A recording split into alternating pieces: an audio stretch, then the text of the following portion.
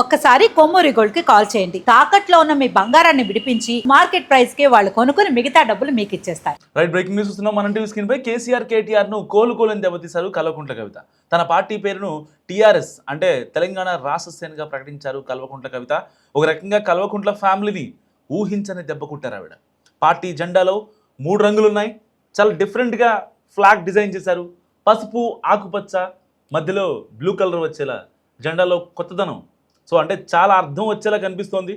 CM అవ్వడానికే వచ్చానని, కేసీఆర్ ప్రభుత్వంలో పనిచేసేందుకు సిగ్గుపడుతున్నానంటూ కల్వకుంట్ల కవిత కీలక వ్యాఖ్యలు చేశారు.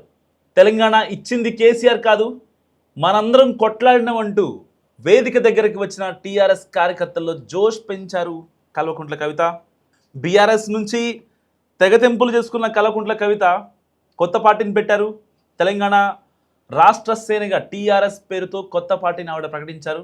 మేడ్చల్ జిల్లా మునీరాబాద్ వేదికగా ఒక సభ పెట్టారు. పార్టీ పేరు, జెండాను, ఆ యొక్క ఎయిమ్ని కూడా ఆవిష్కరించారు కల్వకుంట్ల కవిత. సో పసుపు, నీలం, తెలుపు రంగులతో టీఆర్ఎస్ పార్టీ జెండా రూపుదిద్దుకుంది. కవిత ప్రకటించిన టీఆర్ఎస్ తెలంగాణ రాష్ట్ర సేన పార్టీ జెండా విడుదలైంది.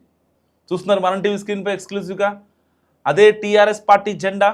3 రంగులు కనిపిస్తున్నాయి. పసుపు, నీలం, తెలుపు రంగులు. సో పసుపు రంగులో జెండా మొత్తం ఉంటే అందులో తెలంగాణ రాష్ట్ర మ్యాప్ ఉంది. ఈ మ్యాప్ నీలం రంగులో ఉంది. టీఆర్ఎస్ అనే అక్షరాలు తెలుపు రంగులో ఉన్నాయి.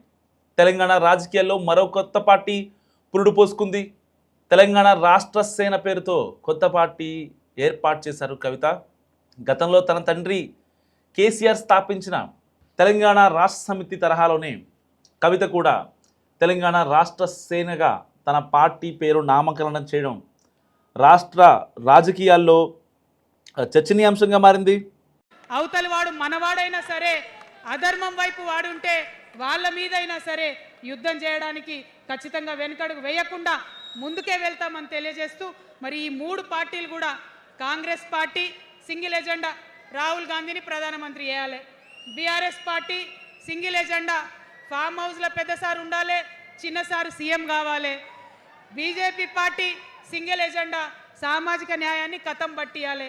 కాబట్టి 3 పార్టీల మీద కూడా యుద్ధం చేసేది ఉన్నది. అలుపెరుగని పోరాటానికి సిద్ధం కావాలని చెప్పి మొత్తం మన జాగృతి సైనికులందరినీ కూడా నేను పిలుపునిస్తా ఉన్నాను. సో ఇలాంటి నేపథ్యంలో సామాజిక తెలంగాణ లక్ష్యంగా ముందుకు వెళ్తాం.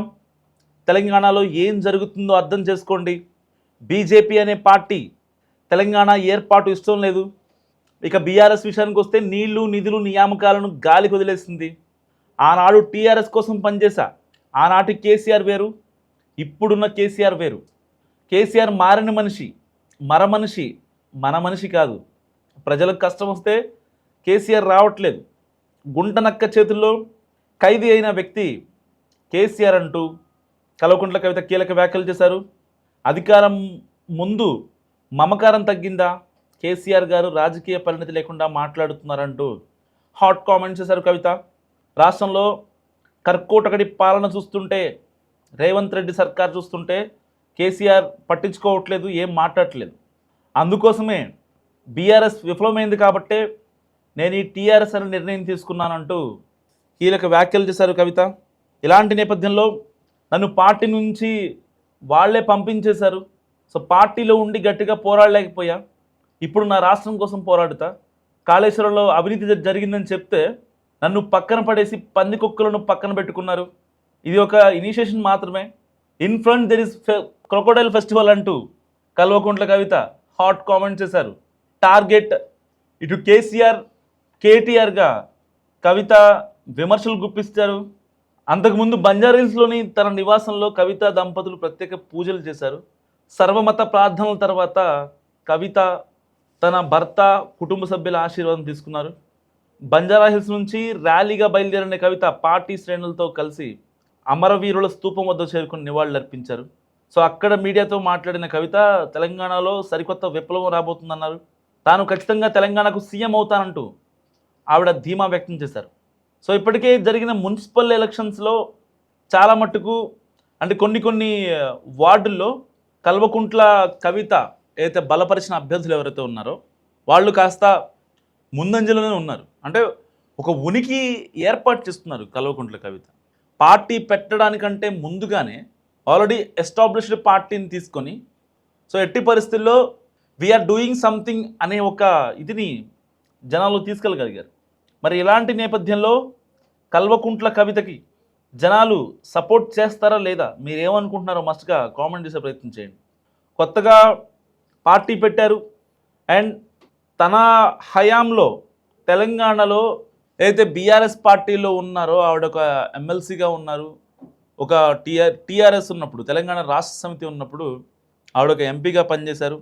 సో అప్పటి ప్రభుత్వంలో దాదాపుగా కేసీఆర్ 10 ఏళ్ళు పరిపాలించారు తెలంగాణ రాష్ట్రాన్ని. ఆ టైంలో జరిగినటువంటి మంచి చెడులు మొత్తం కూడా కల్వకుంట్ల కవితకు తెలుసు. సో ఇప్పుడు ఈ యొక్క చేరికల పైన కూడా కల్వకుంట్ల కవిత చాలా గట్టిగా ఫోకస్ పెట్టారు. బీఆర్ఎస్ ఎమ్మెల్యే దాదాపుగా 20 మంది బీఆర్ఎస్ ఎమ్మెల్యేలు కవితతో టచ్లో ఉన్నారంటూ ఆవిడ మాట్లాడిన మాటలు నిజంగా హాట్ టాపిక్గా మారాయి తెలంగాణ రాజకీయాల్లో. తెలంగాణ ఉద్యమంలో కీలక పాత్ర పోషించా ఆ యొక్క ఉద్యమ నాయకులు ఎవరైతే ఉన్నారో ప్రాణాలు కోల్పోయిన వారు, వాళ్ళ వారసులు, తెలంగాణ కోసం పనిచేసినటువంటి వాళ్ళకి పార్టీలో ప్రాధాన్యత ఇస్తాను. అండ్ సింగరేణి అంటే నాకు చాలా ఇష్టం. సో అందరి తెలంగాణ ఆడబిడ్డలందరినీ ఏకం చేసిన ఘనత తెలంగాణ జాగృతి అంటూ ఆవిడ మాట్లాడారు. సో 12 ఏళ్ళు గడిచిన 10 ఏళ్ళు కేసీఆర్ పాలనలో మనం ఏం సాధించుకోలేకపోయాం. 12 ఏళ్ళు 2 ఏళ్ళు ఈ యొక్క రేవంత్ రెడ్డి పాలన మనం ఏం సాధించుకోలేకపోయాం. మన తెలంగాణ కళలన్నీ ఇంకా నిజం కాలేదు. సామాజిక తెలంగాణ రథచక్రం ఎక్కడో విరిగి ముక్కలైందంటూ ఆవిడ హాట్ కామెంట్స్ చేశారు. తెలంగాణ ప్రజలు నన్ను క్షమించాలి, కేసీఆర్ పాలనలో ఆశించిన ఫలితాలు రాలేదు, ఆ తప్పు సరిదిద్దుకునేందుకే ఇవాళ తెలంగాణ రాష్ట్ర సేనతో మీ ముందుకు వచ్చాను. సో తెలంగాణలో ఉన్న 3 పార్టీలు అధర్మం, అవినీతి, బంధుప్రీతితో నిండిపోయాయి. ఎంతోమంది ఎన్నో మాట్లాడారు, కానీ మనకు ఏమీ చేయలేదు. ఆ 3 పార్టీలపైన టీఆర్ఎస్ తరపున పాంచజన్యం పూరిద్దాం. ప్రస్తుతం మనమే ప్రధాన ప్రతిపక్షం, మరో 2 ఏళ్లలో అధికార పక్షం అంటూ ఆవిడ మాట్లాడిన మాటలకి అక్కడికి వచ్చిన టీఆర్ఎస్ కార్యకర్తలు, కవిత అభిమానులు, కార్యకర్తలు వీళ్ళంతా ఒక్కసారిగా ఫుల్ జోష్లోకి వెళ్ళిపోయారు. సో మరి ఇలాంటి నేపథ్యంలో కవితని ఇటు తెలంగాణ ప్రజలు ఒక్కసారి అవకాశం ఇవ్వండి అంటే యాక్సెప్ట్ చేస్తారా లేదా? గతంలో ఏపీలో కూడా ఏదైతే దివంగత ముఖ్యమంత్రి వైఎస్ రాజశేఖర రెడ్డి చనిపోయిన తర్వాత ఆ యొక్క జగన్మోహన్ రెడ్డి పార్టీని స్థాపించడం, ఒక్క ఛాన్స్ అంటూ అడగటం, రీసెంట్గా తమిళనాడులో టీవీకే చీఫ్ విజయ్ ఒక్క ఛాన్స్ అంటూ ముందుకెళ్ళటం, మళ్ళీ ఇప్పుడు టీఆర్ఎస్ అధ్యక్షురాలు తెలంగాణ రాష్ట్ర సేన అధ్యక్షురాలు కల్వకుంట్ల కవిత కూడా ఒక్క ఛాన్స్ అంటూ తెలంగాణ సమాజాన్ని అడుగుతున్నారు. సో మీరేమనుకుంటున్నారు? ఈసారి ఓటు ఎవరికి వేద్దాం అనుకుంటున్నారు? కవిత పార్టీకి మరి సపోర్ట్ ఉంటుందా అన్ని వర్గాల్లో? ఇటు రైతుల దగ్గర నుంచి కార్పొరేట్ కంపెనీల వరకు చాలా స్ట్రాటజికల్గా ప్లాన్ చేస్తున్నారు, స్ట్రాటజికల్గా అడుగులు వేస్తున్నారు కల్వకుంట్ల కవిత. జాయినింగ్స్ విషయంలో కూడా కంగారు పడట్లేదు. ఎవరైతే టచ్లో ఉన్నారో వాళ్ళతోనే మాట్లాడుతున్నారు.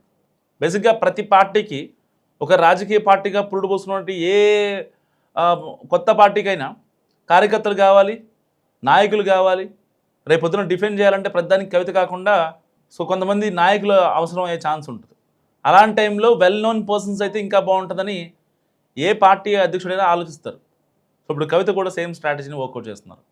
దానికోసం సో క్లీన్ మంచి ఫేమ్ ఉన్న నాయకుల్ని మాత్రమే ఆవిడ ప్రిఫర్ చేస్తున్నారు.